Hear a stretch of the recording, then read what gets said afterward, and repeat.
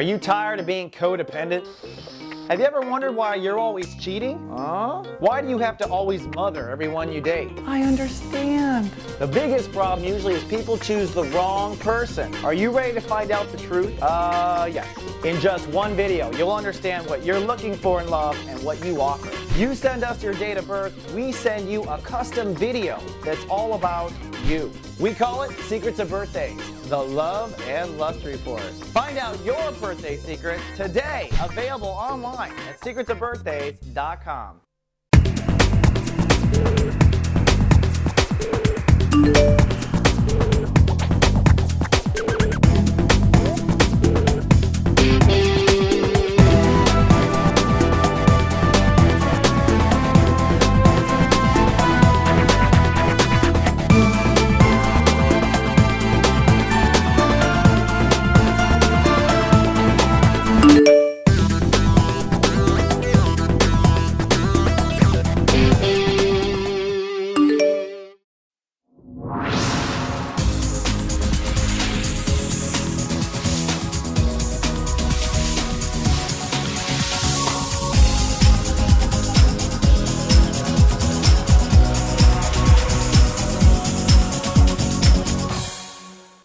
Hello magicians, and welcome back to Soul Horoscopes Weekly Edition. I'm your host, Christopher Witecki. And we have Valentine's just 1 week away. Want to remind you, we have our Secrets of Birthday sale going on. Buy yourself a Love and Lust Report, and we'll give you one for free. So you can run a friend, you can give it away as a Valentine's Day gift, maybe give it to the person that you are admiring. Hey, it's a good offer, and it's going to go away in 7 days. Well, where are we? We are working on karma this month for the Pisces. And I do want to remind you, for those of you who need support, we've got a whole community of support at soulgarden.me, and a Pisces blogger writer here at the bottom, always looking out for you, and a Pisces Zodiac director. So don't say no one's with you, Pisces. We are. You are working on karma this month. That's why I put out that warm, heartfelt answer. Karma, facing weeds. What we really talk about here is the I sense consciousness. You are connecting to your spiritual psychic side. We all have a psychic side. Pisces live in it, which is sometimes it's like, hello Pisces, when you're in front of them. And you yourself have got to go back and massage this consciousness, expand its awareness, and release what's not working for you. Up until this week, it has been mostly about releasing what's not working for you. Now as we move into this week, it's time to build faith consciousness. That's what our psychic sense begins to give us, is faith. Faith comes from being connected all the time. Faith comes from a certain feeling within us that we can connect and know that there's nothing coming bad around the corner. As we start off on Monday, the sun will be ruled by will be in Leo. So it's time to decide. What are we deciding? Well, two things I think for the Pisces. On one hand, you are deciding what you believe you want to have faith in. I have faith in this. This is what I believe I should have faith in. It will take work. This is what I have faith in myself. And I'm going to stand in this side inside of me. So this is spiritual faith decision. At the same time, this is a affirmation of what you must let go of at the same time. With the moon in Leo, emotions will make everything a hyper reality. We're moving up to a full moon in the next 24 hours. So Monday may feel a little icky because everything you've been going through emotionally now comes pouring into your body. You've been really living way up in the higher spheres. On Tuesday, it's really the climax of the week. A lot going on planetarily, a perfect symphony orchestra, as always with the universe, right? For one, the Sun and Mercury dead conjunct at 18 degrees. What a coincidence. They get up at the same time right on the full moon and then break apart. This is how I love to watch astrology. And the moon, of course, is full in Leo. Now, a full moon is a tug-of-war between two planets. The planet, in this case, our emotional state of awareness, is at war with our general awareness. I call it our GA awareness. So our general awareness and our emotional awareness pulling on each other. The point is, the emotions inspire us to maybe let go of parts our general awareness doesn't want to let go of. In your case, old karmic issues, all right? So you'll be really feeling in the moment all of your karma. And that emotion, which is more grand than usual, a full moon, hopefully inspires you to let go of what needs to be let go up in the higher self. All right, fine, I'll face my issues, my codependency, my whatever. We all have it, right? Well, this is time to decide. It builds faith in yourself. Another interesting thing about this, too, is that Saturn is retrograde. We'll talk about that in a little bit here, but the fact that Saturn goes retrograde when the Sun conjuncts Mercury at dead conjunct 18 on the full moon in Leo Ain't just coincidence, folks. This is where it gets interesting. Now, for those of you that I watch over in GA, we will be sending out a personal with text on Wednesday, and this one, on Tuesday, and this one actually goes back to your natal moon sign and how your natal moon might be in contrast or working with a good symphony with the full moon that we're having.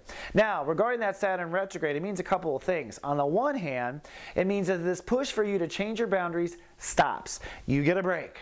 Intimacy, trust, all this stuff, you get a break. No new issues. It does mean that universe wants you to start thinking about how you might change your boundaries and trust issues, and that'll be kind of the concert and the course going on here moving into the future.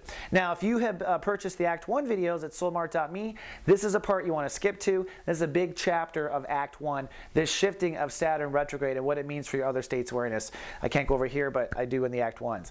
Now, moving on to Wednesday, universe right away bless us with a grand trine. It's almost like the universe wants to put to print immediately. This grand trine is in Earth. That means we're going to see tangible results. The moon is over in Leo but moves into Virgo. When it moves into Virgo, the grand trine kicks in. So when it moves into Virgo, your emotions shift to relationships and balance and fairness. And the way this is going to work is you're going to start to feel different about relationships. You're going to start to feel or shift how it should be balanced. It's an emotional upgrade to your feelings. But what that does is expand your mind. The old story with Pluto, so that's really groovy gravy. So the grand trine is, I'm feeling the new relationship. Maybe it's to yourself that you're feeling it because it's a very private month.